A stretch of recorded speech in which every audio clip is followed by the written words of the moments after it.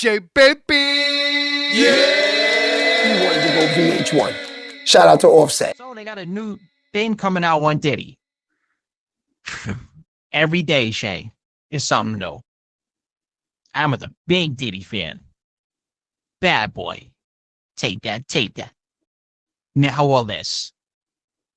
Let's talk about Diddy, Shay. Oh, man, the diddler. The diddler. Okay, Source, let me tell you. Look, we cover Diddy every day. You know, Diddy's got the type of smoke out there that,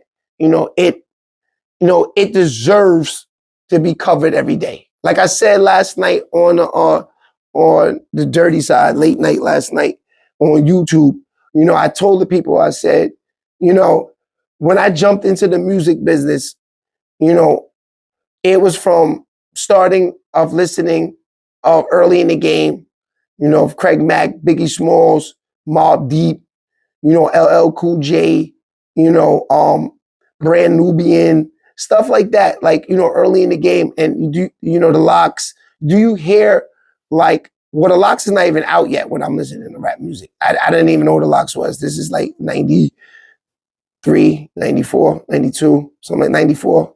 Yeah. So anyway, do you hear these names that I'm naming? LL Cool J, Brand Nubian, Mobb Deep, Nas, Biggie Smalls, Method Man, Wu-Tang. These are the guys I'm coming up with. So, these guys are like everything when it comes to me. These guys are, the guys that set the blueprint for guys like me. You see this chain on my neck? You see this? Shout out to Russ Dickolas. You see the boogers and everything? This is created because of guys like them, and, putting diamonds in the face and everything like that. That's created from guys like them. And the only reason why I say that, they're not the first to do that, because in the 80s, you got the drug dealers, Al Poe and them, they were all walking around big chains on, diamonds in the face. But these are the guys that got that street look and the street life out there more. So those guys are kind of like, when it comes to me, like I said, they're everything.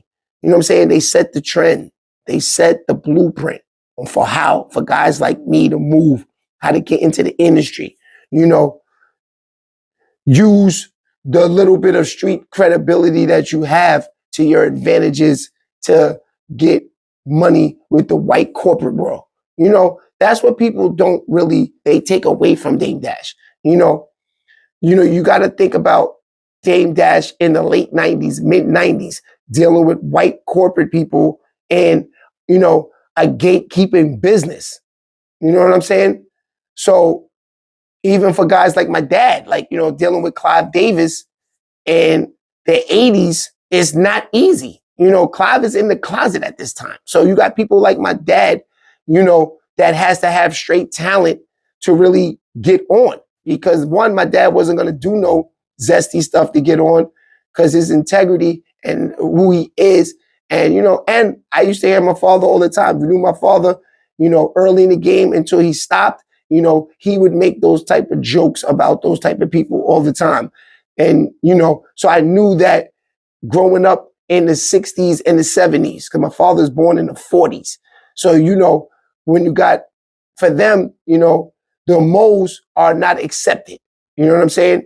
You were different in the 60s and the 50s if you dated another guy. So yeah, so like I was saying is, my father's group had to have real talent. So when GQ goes on to Arista Records, these are guys that can sing with talent, play instruments, and this is the 70s. So this is why I say guys like them is everything, because when I'm talking to my dad about the industry, to him, talent wins. Because at that time, you don't hear about guys doing these type of things with the record labels and stuff like that, because these guys are in the closet. Because, if Clive Davis comes out in the 70s and says that he's gay, he probably has to step down from Arista Records. And this is real facts. So I'm saying that, once the picture was painted to me that you had that talent to be in the music business, these guys were the guys that I said they were just downright talented. But no, I'm hearing now that these guys were on their knees doing all types of zesty things to get on. I do not respect that. I can't say that you guys are more talented than SHEABABY. SHEABABY was able to maintain his insanity and maintain, his integrity. SHEABABY never been touched by another male ever in life. So for you guys to, in the industry, to think that you're better than someone, because they were just as how they were treating you, these people. You go let them hear your music, it's not that good. Bring it back. The A&R is telling you, hey, go do this, go do that, go back in the studio, revamp this, selling you dreams. When realistically, the dream was they need to bring somebody in there who's going to go underneath their desk and make sure that they get off. That's what the truth was. And that's why I say that, I'm really hoping that Diddy and Jay-Z allegations are false, just to protect my mind of the industry. Because if they are guilty, my whole vision of the music business in the 90s and the 2000s changes. I don't respect a lot of them. So, my man Diddy. So, they got a little documentary coming out on Diddy. It's going to be crazy, man. I think it's going to tell a lot of stuff about what really went on, man. The baby oils and all of the stuff that he had, the Coco Losos that you say. Now, what you think, man? You think this documentary is going to be something else? You think this is going to finish Diddy? Or you think this can help it? Yeah, the Diddy documentary is going to be crazy. Diddy is one of them people that, like I told you, a lot of people paid homage to. A lot of people just want to, like me. I just told you, the whole object of the game is to, for us was to do music and, get a check from, because, going to Def Jam at those times is a waste of time. You got to go to Bad Boy. You got to go to Rockefeller. You got to go to So Def. Then they get the check cut from you through the label. You don't go directly to the labels back then. That's crazy. I'm just trying to find out, why wouldn't they? It's the record labels. Because they had no ear. Kinda. They kind of did. But the more story is that those labels were running their own shows. So they brought in their own music, their own producers, their own production. Then they cut the check to you. And then they get the check cut back from the record label. It's that simple. You know what I'm saying? So I feel like the documentary is going to have a lot of stuff in there that we did not know about. But it's kind of hard to not know anything about Diddy because everything, every day is something new. The thought of Diddy being locked up in a cell with these dudes 24 hours a day is unbelievable.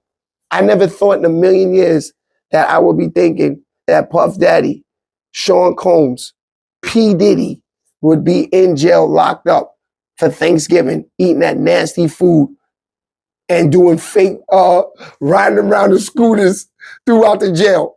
I never thought none of that BS. And that's a fact. Right, man, I'll see you soon, man. Next thing we talk about, I want to get into some sports next time, man, because it seems like, you say you got a sports platform, man. I want to get into some sports next time, man. I want to thank you again, SHEABABY, man. You know what I do, man. I said that Cash App straight through. Cha-ching.